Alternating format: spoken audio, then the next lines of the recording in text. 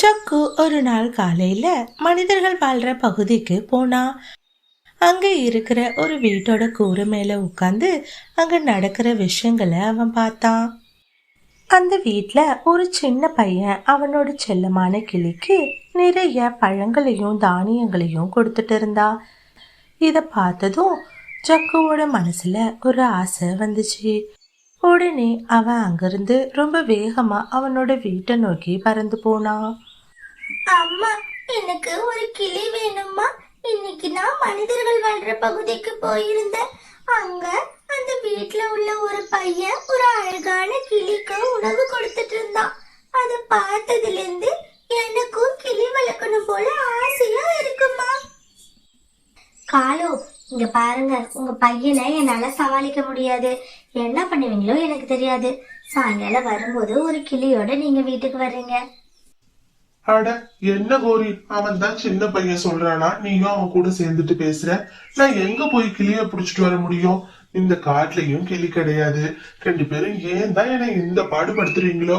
அப்பா, எனக்கு தெரியாது, கிளி வேணும், கிளி வந்தாதான் நான் சாப்பிடுவேன் அப்படின்னு சொல்லி சக்கு ரொம்பவே அடம் பிடிச்சான். பிறகு காலுக்காக அங்கிருந்து கிளிய தேடி பறந்து போனுச்சு. பக்கத்து காட்டுல மிட்டு அப்படிங்கிற கிளி தன்னோட குடும்பத்தோட வாழ்ந்துட்டு இருந்தது. மிட்டு கிளி தன்னோட குழந்தைக்கு உணவு எடுக்கிறதுக்காக காட்டுக்குள்ள பறந்து வந்தான். மிட்டு அந்த மரத்து பக்கத்துல வர்றதை பார்த்த காலு அவனை பிடிக்கிறதுக்காக தயாரா இருந்தான். அந்த இடத்துல ஒரு கொய்யா பழத்தை வச்சு மிட்டோட கவனத்தை திசை திருப்பினா.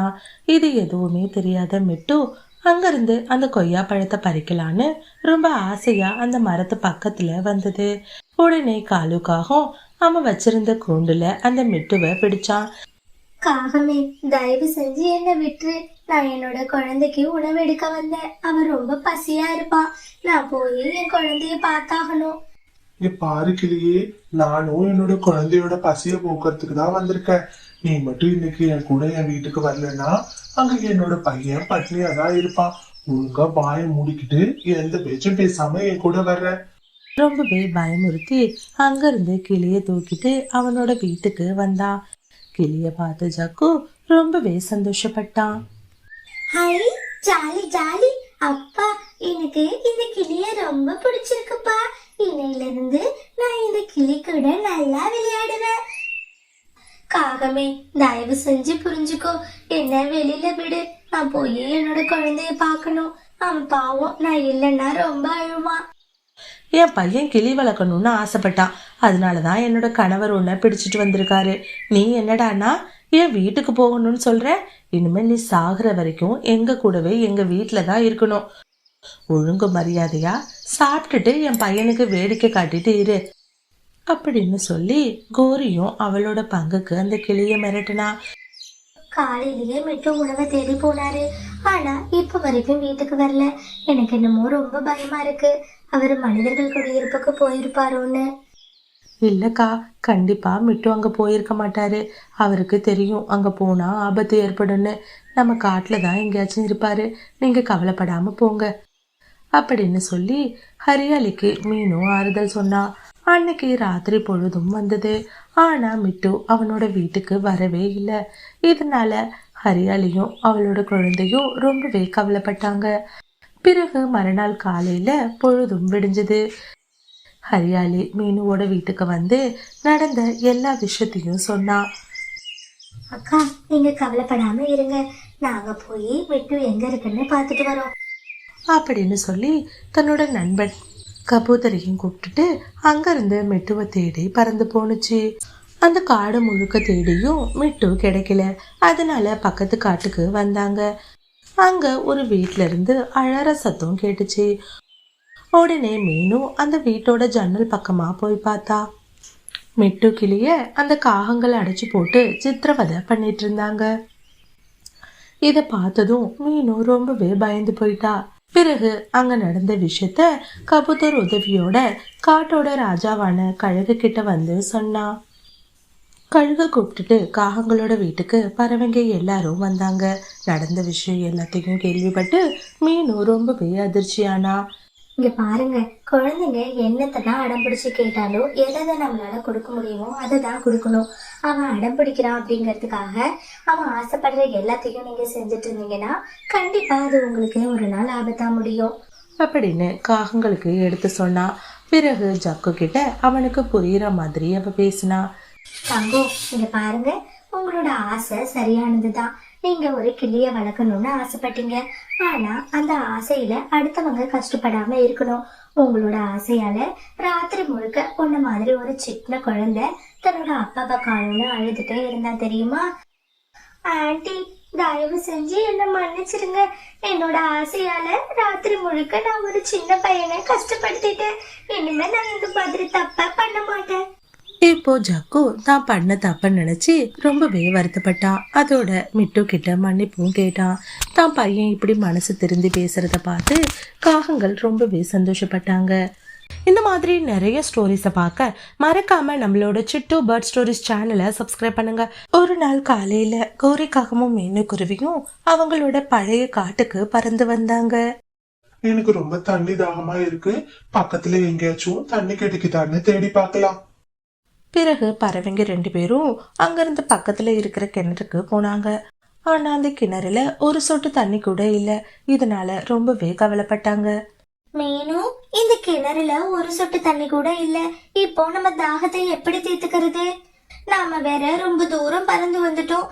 இப்போ தண்ணிக்கு என்ன பண்றதுன்னே தெரியலையே.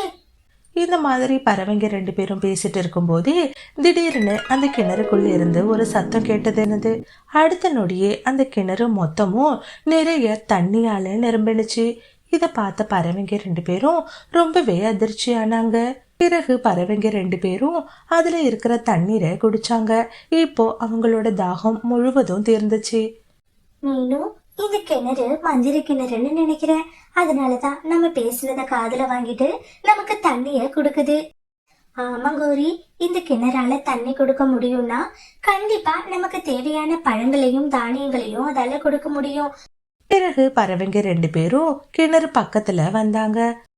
மந்திர கிணறு, எங்களுக்கு ரொம்ப பசியா இருக்கு. சுவையான பழங்களையும் தானியங்களையும் நீ கொஞ்சம் கொடுக்கறியா அப்படின்னு மீனு கேட்டா. அவ கேட்டா அடுத்த நொடியே அந்த கிணறுல இருந்து சுவையான தானியங்களும் பழங்களும் வந்தது. இத பார்த்து பறவைங்க 2 பேரும் ரொம்பவே சந்தோஷப்பட்டாங்க.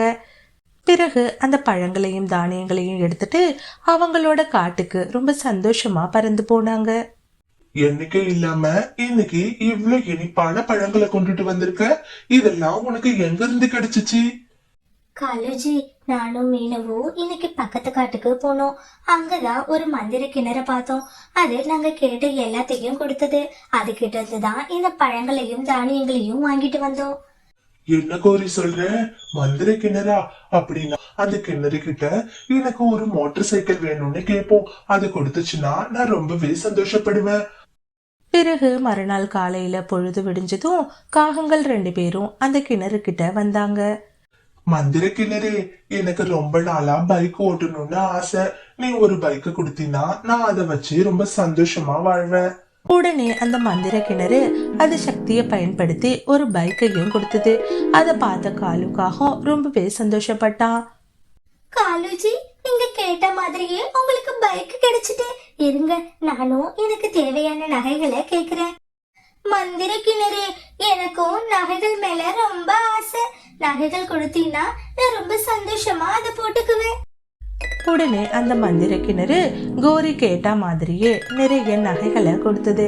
இத பார்த்து காகங்கள் ரொம்பவே சந்தோஷப்பட்டாங்க.